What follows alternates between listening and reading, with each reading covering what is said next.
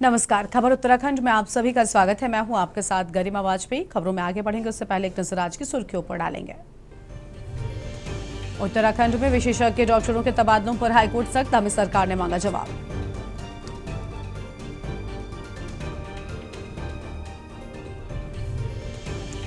BKTC हेराफेरी मामले में बोले मंत्री सतपाल महाराज, कहा हल्ला मचाने से कुछ नहीं होगा, सबूत दे विपक्ष।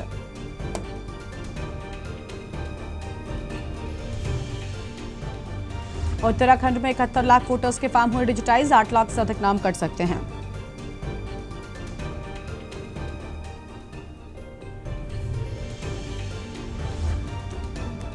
ईपीएफओ देहरादून का संवेदना मॉडल दिल्ली जोन तक होगा लागू, सेवाएं होंगी और बेहतर।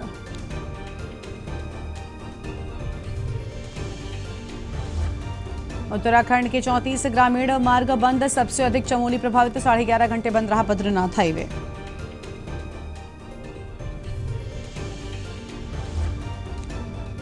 उत्तराखंड में मानसून ने पकड़ी रफ्तार, बागेश्वर समेत 8 जिलों में भारी बारिश का अलर्ट जारी।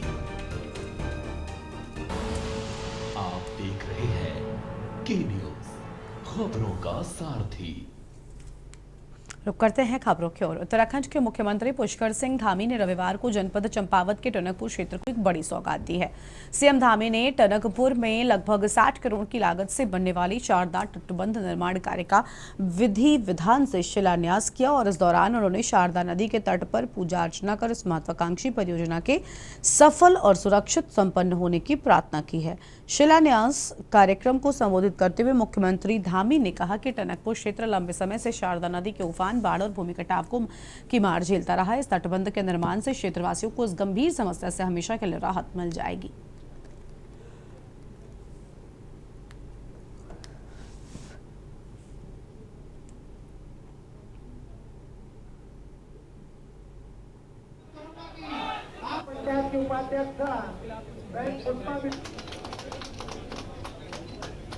पुष्कर धामी जिंदाबाद जिंदाबाद जिंदाबाद, पुष्कर धामी जिंदाबाद जिंदाबाद।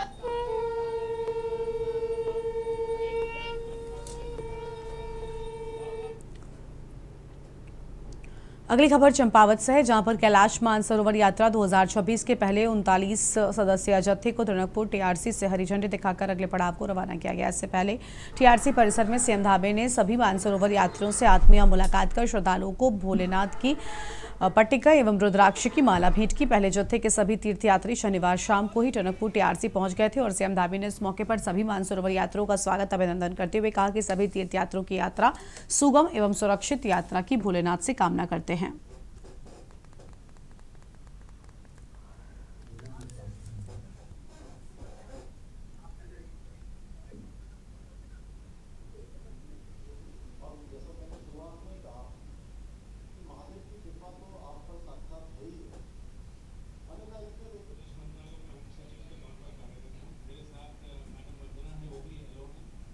बड़ा पवित्र दिन है कि जिस दिन एक साथ 49 हम भगवान महादेव के भक्तों को यहाँ से यात्रा पर रवाना कर रहे हैं और मेरे लिए ये बहुत भावुक क्षण है और भगवान शिव का स्मरण करने का भी बड़ा अवसर होता है। प्रत्येक वर्ष हम इस यात्रा को रवाना करते हैं। हमारा प्रयास रहता है कि इस यात्रा पर जाने वाले प्रत्येक तीर्थयात्री उसकी यात्रा अच्छे से हो, सुगम हो।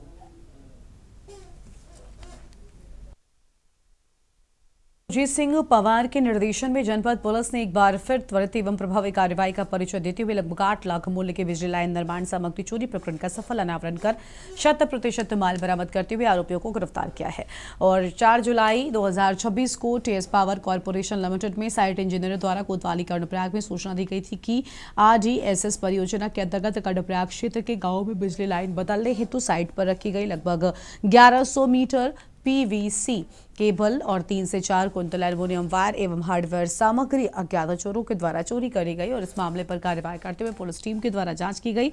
पुलिस द्वारा सघन चेकिंग कर एक वाहन को चोरी के माल समेत अभियुक्तों को गिरफ्तार किया है।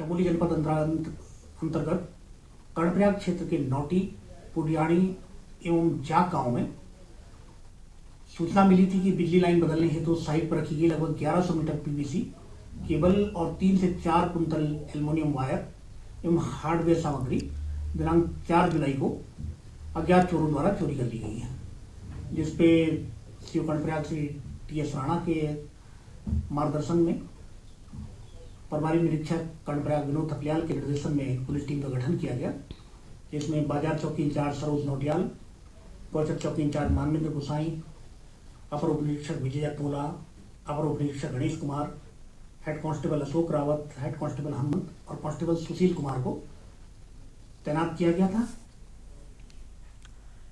धर्मनगरी, हरिद्वार और आसपास के इलाकों में मानसून ने अपनी रफ्तार पकड़ ली है। रविवार सुबह से ही हो रही झमाझम बारिश ने मौसम का मिजाज पूरी तरीके से बदल दिया है। पिछले कई दिनों से पड़ रही भीषण और उमस भरी गर्मी से जूझ रहे स्थानीय निवासियों और तीर्थयात्रियों को इस बारिश से बड़ी राहत मिली है। बारिश के चलते तापमान में भी भारी गिरावट दर्ज की गई। सुबह से ही आसमान में घने काले बादलों ने डेरा डाला हुआ है। शहर के अलग अलग हिस्सों और गंगा घाटों पर रुक रुक कर हो रही तेज बारिश और लगातार जारी बूंदाबांदी ने मौसम को बेहद सुहाना और ठंडा कर दिया है।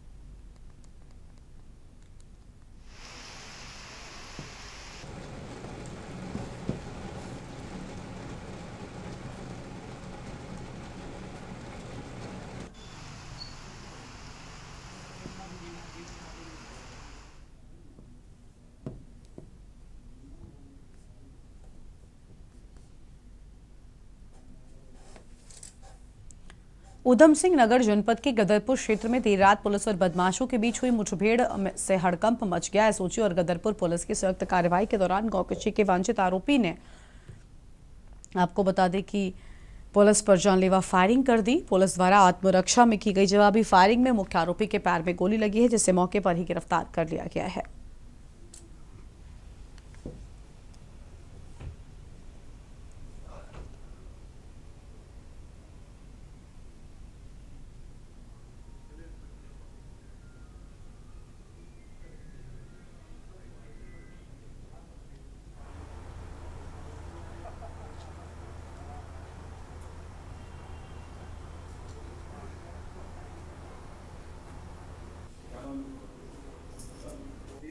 गदरपुर में करीब एक माह पूर्व एक गौकशी की घटना प्रकाश में आई थी, जब वहाँ पे रेंज स्तर की गौवंश स्क्वाड की टीम सूचना के आधार पे वहाँ पे पकड़ने के लिए गई थी, तो उनके ऊपर 2 राउंड फायर हुए थे। उस घटना में उस वक्त 2 लोगों की अरेस्टिंग हुई थी।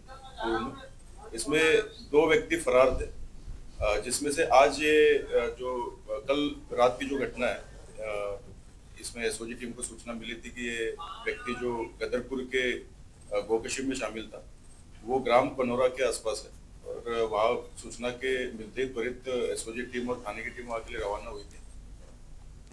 उत्तराखंड के मुख्यमंत्री पुष्कर सिंह धामी के सफल 5 साल पूरे होने के उपलक्ष्य में कालाडूंगी विधानसभा क्षेत्र में पर्यावरण मित्र सम्मान समारोह आयोजित किया गया और भाजपा नेता मनोज पाठक के नेतृत्व में आयोजित इस कार्यक्रम में शहर की स्वच्छता व्यवस्था में अहम भूमिका निभाने वाले पर्यावरण मित्रों को प्रशस्ति पत्र देकर सम्मानित किया गया है।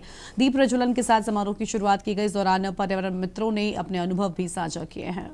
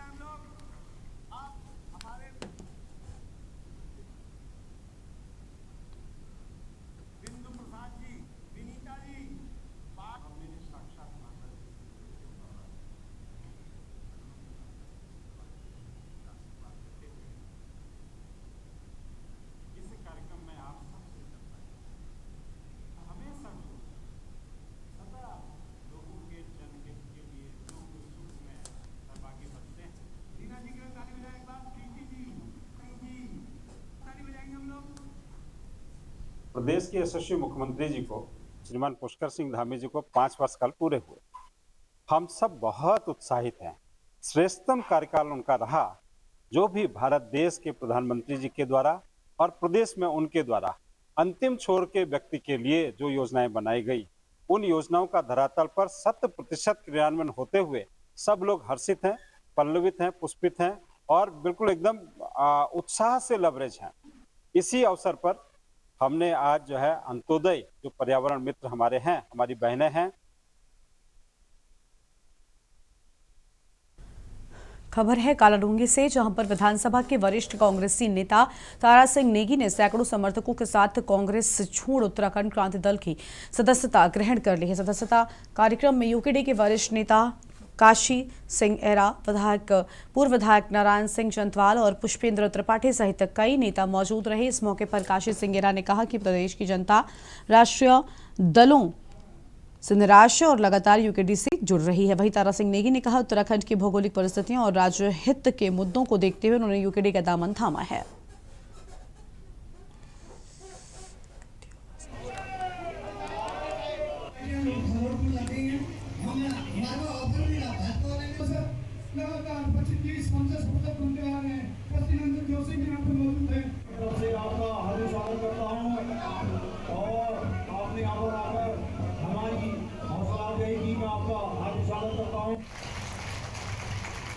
मैं नेगी जी के लिए कहना चाहूंगा, समस्त कालाडूंगी की जनता से एक बार जोर से नारा लगा देंगे, देखो देखो कौन आया, देखो भी जो ये।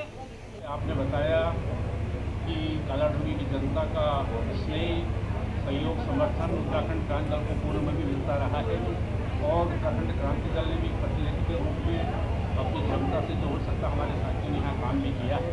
और ये वाला जो दौर है, कालाडूंगी तो एक जागरूक क्षेत्र हमारा रहा है।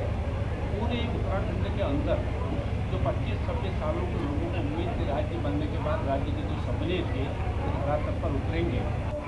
आपका कहना सही है। मैंने कम से कम स्टूडेंट लाइफ के बाद कांग्रेस का दामन थमा हुआ था और लंबे समय तक मैंने कांग्रेस पार्टी की सेवा की। और जब हमें हमारे कुछ साथियों द्वारा उत्तराखंड बचाने की बात आई तो उत्तराखंड को जो आज 26 साल में आप देख रहे हैं उत्तराखंड का प्रोफेसर है, तो सारी बातें सोचने के बाद हम सब लोगों ने ये निर्णय लिया कि उत्तराखंड को एक ही तरफ से बताया जा सकता है। जो राष्ट्रीय पार्टियां हैं, ये भाजपा और कांग्रेस, ये उत्तराखंड को बाहर निकल सकते हैं।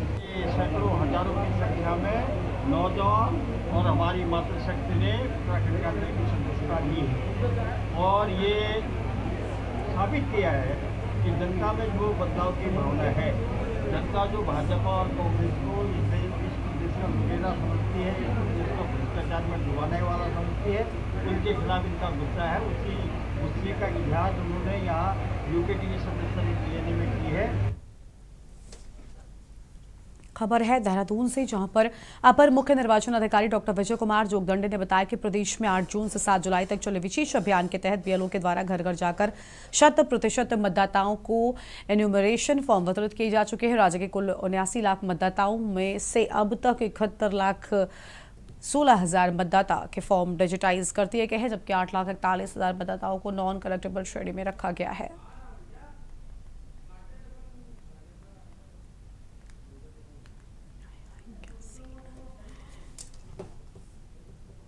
लेकर 7 जुलाई के बीच में एसआईआर अभियान के अंतर्गत बीएलओ के द्वारा घर घर जाकर मतदाताओं को एनुमरेशन फॉर्म डिस्ट्रीब्यूट किया गया है। वर्तमान प्रगति के अनुसार पूरे प्रदेश में 100% फॉर्म वितरित करने की कार्रवाई संपन्न किया जा चुका है और 79 लाख मतदाताओं में से अभी 71,16,000 मतदाताओं के फॉर्म डिजिटाइज करने में सफलता भी पाई हुई है। अभी 8,41,000 मतदाताओं को अनकलेक्टेबल श्रेणी में रखा गया है।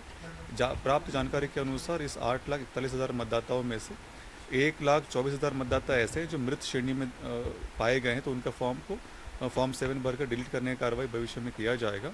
और साथ में हमारे जो ऐसे मतदाता हैं जो वहाँ पे एब्सेंट दिखाई दे रहे हैं, अपने पते पर उपलब्ध नहीं हैं। खबर है देहरादून से, जहां पर उत्तराखंड में आगामी चुनावों को देखते हुए भारतीय जनता पार्टी ने संगठन को बूथ स्तर तक मजबूत करने की तैयारियां तेज कर दी हैं। पार्टी का मुख्य फोकस बूथ प्रबंधन को सशक्त बनाने, युवाओं को संगठन से जोड़ने और केंद्र सरकार की जन कल्याणकारी योजनाओं के लाभार्थियों तक सीधे संपर्क बढ़ाने पर है। इसी रणनीति के तहत संगठनात्मक ढांचे को मजबूत करने और चुनावी तैयारियों को चरणबद्ध तरीके से आगे बढ़ाया जा रहा है। पार्टी चुनाव के समय चुनाव की अलग टीम तैयार करती है। जो प्रदेश की चुनाव संचालन समिति होती है, चुनाव के लिए कार्यकर्ता को हर विधानसभा स्तर पर उसके संयोजक, सह संयोजक हम लोग नियुक्त करते हैं। अभी उस सब विषय में समय है, लेकिन अभी हम अपने बूथ के प्रबंधन को ही मजबूत करने का काम कर रहे हैं। बड़ी संख्या में नए युवाओं को जोड़ रहे हैं। 1 बूथ 20 यूथ और हर बूथ पर 10 बहनें कार्यकर्ता हमारी हर बूथ पर गठित हो जाए, उस दिशा में हम लोग काम को आगे बढ़ा रहे हैं। हमारे लाभार्थी जो संपर्क अभियान के कार्यकर्ता हैं उनको भी हमने काम में लगाया, जिनको केंद्र और राज्य सरकार द्वारा लाभ मिला है। ऐसे सब लोगों से संपर्क अभियान में इस बीच हमारे चलने वाले हैं। खबर है देहरादून से, जहां पर प्रदेश में मानसून को देखते हुए सरकार अलर्ट मोड पर है। कैबिनेट मंत्री राम सिंह खेड़ा ने बताया कि मुख्यमंत्री के नेतृत्व में आपदा प्रबंधन को लेकर कई उच्च स्तरीय बैठकें हो चुकी हैं। सभी आपदा प्रबंधन विभागों को सतर्क रहने और आपसी समन्वय के साथ काम करने के निर्देश दे दिए गए हैं। और माननीय मुख्यमंत्री जी के नेतृत्व में कई बार आपदा से जुड़े जितने भी अधिकारी हैं उनकी बैठक भी हो चुकी है। और मानसून पे आपदा के दौरान कहीं पर भी कृषि क्षेत्र में कोई भी परेशानी क्षेत्र की, प्रदेश की जनता को नहीं होगी। इस दिशा में हमारी सरकार काम कर रही है। लखनऊ से आपको तस्वीरें दिखाएंगे, जहां पर शक्ति केंद्र सम्मेलन में मुख्यमंत्री योगी पहुंचे हुए। उत्तर प्रदेश में भव्य और दिव्य कुंभ वैसे होगा। कोई सोचता था नैमिषारण्य की सुंदरता ऐसे होगी, कोई सोचता था कि वृंदावन और मथुरा में भी द्वापर युग का स्मरण होता हुआ दिखाई देगा। कोई सोचता था सुखतीर्थ फिर से त्रेता युग का स्मरण कर द्वापर युग का स्मरण कराएगा। आज ये सब डबल इंजन की भारतीय जनता पार्टी की सरकार करा रही है। विरासत भी है तो विकास का model, infrastructure, world class infrastructure, highway, railway, metro, inland waterway, rapid rail, इस सब का मॉडल आज यूपी के अंदर मैन्युफैक्चरिंग के एक हब के रूप में यूपी का बढ़ती हुई ताकत। हमारे पास अगर हम ड्रोन बना रहे हैं तो हम ब्रह्मोस मिसाइल भी बना रहे हैं। यही अंतर है। 2017 के पहले पिछली सरकारें माफिया पालती थी, हर जिले में अपने गुर्गों से कट्टा और बम बनवाते थे लूटपाट करने के लिए, और आज हम देश की सुरक्षा के लिए ब्रह्मोस मिसाइल बना रहे हैं लखनऊ में। हमारे लिए राष्ट्र सुरक्षा महत्वपूर्ण थी, उनके लिए अपना लूट तंत्र मजबूत करना महत्वपूर्ण था, और उसके लिए वे लोग लगे रहे। ये वे लोग हैं जिनकी अपनी कोई विचारधारा नहीं। भारत का विरोध करना, भाजपा का विरोध करते करते कब वे भारत का विरोध करेंगे कोई पता नहीं। उनके दैनिक दिनचर्या का हिस्सा है। वे निरंतर इसके साथ लगे रहते हैं। वे लगातार इन कर्मों के साथ जुड़े हुए हैं। उनकी आस्था तब हावी होती है जब बाबरी ढांचे का समर्थन करते हैं, तब भारत की आस्था की चिंता उनको नहीं होती है। जब वह भारत के मानबिंदुओं का अपमान करते हैं, जब लैंड जिहाद, लव जिहाद और थूक जिहाद का बड़ी बेशर्मी के साथ ये लोग समर्थन करते हैं, तब इनको भारत की आस्था और उत्तर प्रदेश की आस्था की चिंता नहीं होती है। लेकिन वोट बैंक की तब चिंता होती है। लेकिन जब भारत की आस्था को आहत करना हो तो प्रत्यक्ष और प्रत्यक्ष रूप से इनके द्वारा प्रहार करने के कोई मौके नहीं चूके जाते हैं। बहनों और भाइयों, हम सबको याद रखना होगा, आज जो विकास दिखाई दे रहा है, आज जो सुरक्षा का मॉडल है, आज जो सुशासन का मॉडल है, और जिस प्रकार से डबल इंजन की सरकार समाज के प्रत्येक तबके के लिए, क्या वो युवा हो, क्या वह आधी आबादी बहन और बेटियों के स्वावलंबन और सुरक्षा से जुड़ा हुआ मुद्दा हो, क्या वह अन्नदाता किसान हो या गरीबों तक शासन की योजना का लाभ बिना भेदभाव के उपलब्ध करवाने का कार्य, बिना रुके हुए, बिना डिगे हुए, बिना झुके हुए, बिना थके हुए निरंतर पहुंचाने का कार्य कर रही है। और यही तो पीड़ा है इन विपक्षी दलों को। समाजवादी पार्टी, कांग्रेस, इन सब की चिंता यही है कि जिस तबके को ये जाति के नाम पर बांटते थे, वर्ग के आधार पर विभाजित करते थे, वह तबका तो गरीब कल्याणकारी योजना के माध्यम से गरीब को, किसान को, नौजवान को और महिलाओं को डबल इंजन की सरकार ने अपने के साथ जोड़ने का काम किया है, भारत की एकता और अखंडता के लिए। क्योंकि हर भारतीय जनता पार्टी का समर्पण है और उस कार्य को, उस संकल्प को पूरा कर रहा है भारतीय जनता पार्टी के नेतृत्व में डबल इंजन की सरकार। और इसलिए वे विभाजन की अपनी सारी की सारी मेहनत का कहीं ना कहीं ठीकरा अब फोड़ करके भारत की आस्था पर प्रहार करने का कार्य कर रहे हैं। और इसीलिए मैं आप सबका आह्वान करूंगा, यह समय है हमारे लिए जब हम इन सब के प्रति जागरूक हों।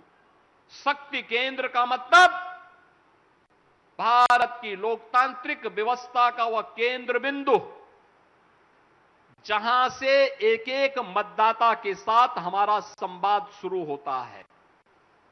प्रधानमंत्री मोदी जी ने हमेशा कहा है, चुनाव जीतने का मतलब विधानसभा में चुनाव नहीं लड़ा जाता है। चुनाव लोकसभा स्तर पर और जिले स्तर पर और प्रदेश स्तर पर नहीं लड़ा जाता है। चुनाव का केंद्र बिंदु तो बूथ होता है और चुनाव का केंद्र बिंदु शक्ति केंद्र होता है। शक्ति केंद्र, अगर शक्ति केंद्र मजबूत है और हमारा बूथ मजबूत है तो फिर चुनाव हमारे पाले में आएगा ही आएगा। और उस दृष्टि से उसके रखवाले के रूप में आपकी बड़ी भूमिका, उस महती भूमिका के कारण दुनिया के लोकतांत्रिक देशों में सबसे बड़े राजनीतिक दल के रूप में जिस पार्टी ने प्रधानमंत्री मोदी जी के नेतृत्व में यह सफलता प्राप्त की है, उस भारतीय जनता पार्टी के हमारे राष्ट्रीय अध्यक्ष माननीय नितिन नवीन जी आज हमारे इन शक्ति केंद्र संयोजकों के साथ संवाद बनाने के लिए स्वयं प्रदेश की राजधानी लखनऊ में आए हैं। और इस दृष्टि मैं उनका आप सबकी ओर से हृदय से स्वागत करता हूं, अभिनंदन करता हूं। बहनों और भाइयों, जब शक्ति केंद्र मजबूत होगा तो बंगाल जैसी जीत प्राप्त करने में कोई कठिनाई नहीं होगी। बंगाल की जीत केवल जीत नहीं है, बंगाल की जीत का मतलब पंडित यानी वह डॉक्टर श्यामा प्रसाद मुखर्जी के सपने को साकार करने की जीत है। जिस बंगाल को घुसपैठ का एक अड्डा बना दिया गया था, जिस बंगाल में अराजकता को चरम तक पहुंचा दिया गया था, जिस बंगाल में भारतीय जनता पार्टी के अनगिनत कार्यकर्ताओं ने अपना बलिदान दिया है, उस बंगाल में भारतीय जनता पार्टी की थंबिंग मेजॉरिटी के साथ सरकार बनना इस बात को साबित करता है कि हमारा शक्ति केंद्र मजबूत होगा, हमारे लिए कुछ भी कठिन नहीं होगा। और अगर शक्ति केंद्र मजबूत है तो सब कुछ हमारे हाथ में है। और इसलिए बहनों और भाइयों, मैं आज के दिन पर आप सबको आह्वान करूंगा कि आज राष्ट्रीय अध्यक्ष जी का मार्गदर्शन प्राप्त हो रहा है। राष्ट्रीय संगठन महामंत्री जी एक एक कार्यकर्ता के उत्साह को स्वयं अवलोकन कर रहे हैं, देख रहे हैं और फिर उसके अनुरूप वे अपने रिपोर्ट और अपना मार्गदर्शन भी फिर भेजेंगे। लेकिन आज के इस अवसर पर यह आप उत्तर प्रदेश के अंदर पहला प्रांत है जो प्रांत राष्ट्रीय अध्यक्ष के साथ, राष्ट्रीय अध्यक्ष जी के साथ अपना संवाद जोड़ करके सौभाग्यशाली हो रहा है। अभी कमेटी हुई और अभी इन्होंने पहला सम्मेलन अपना यहां पर संपन्न करके ये दिखा दिया कि हमारे पास ताकत है और हम लोग के लिए कुछ भी कठिन नहीं।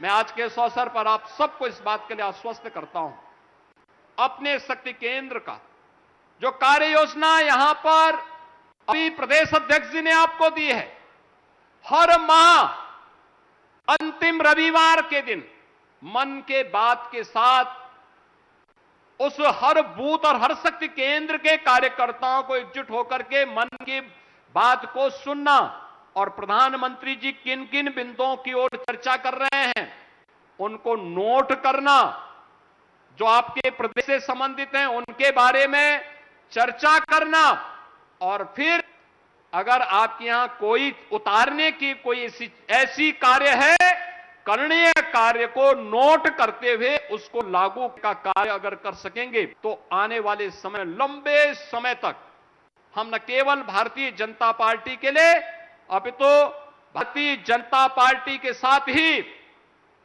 देश के लिए कार्यकर्ताओं की एक ऐसी फौज खड़ी करवा देंगे जो आने वाले समय में उच्च मूल्यों और आदर्शों के साथ ही राष्ट्र को समर्पित रूप से कार्य करने वाले कार्यकर्ताओं की एक महत्वपूर्ण टीम के रूप में हर एक स्तर पर दिखाई देगी।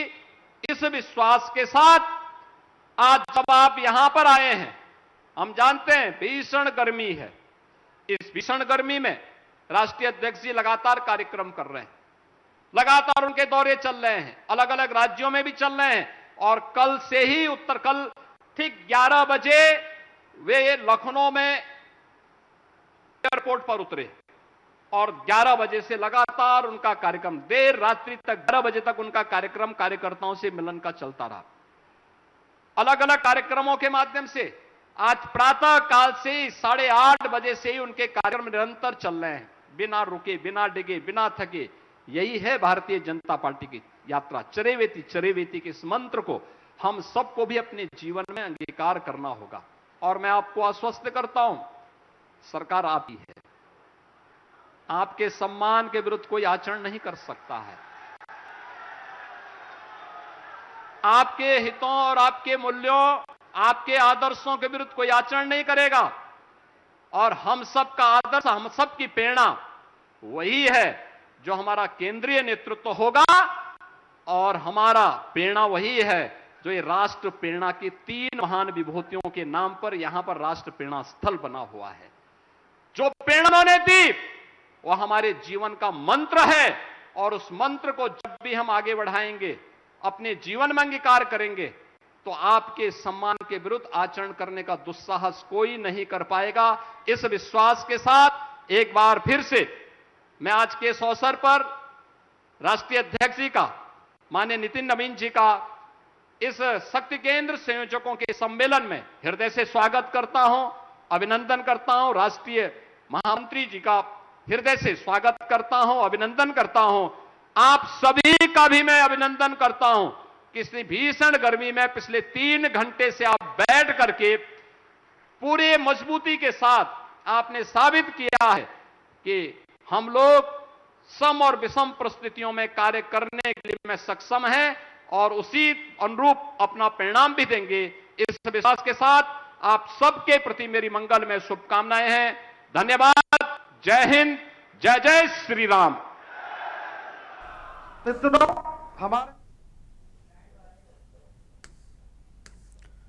आप सुन रहे थे मुख्यमंत्री योगी आदित्यनाथ को, जिनकी ओर से अहम बातें कही गई हैं। इस बुलेटिन में इतना ही। तमाम बड़ी खबरों के लिए आप देखते रहिए के न्यूज़ इंडिया। नमस्कार।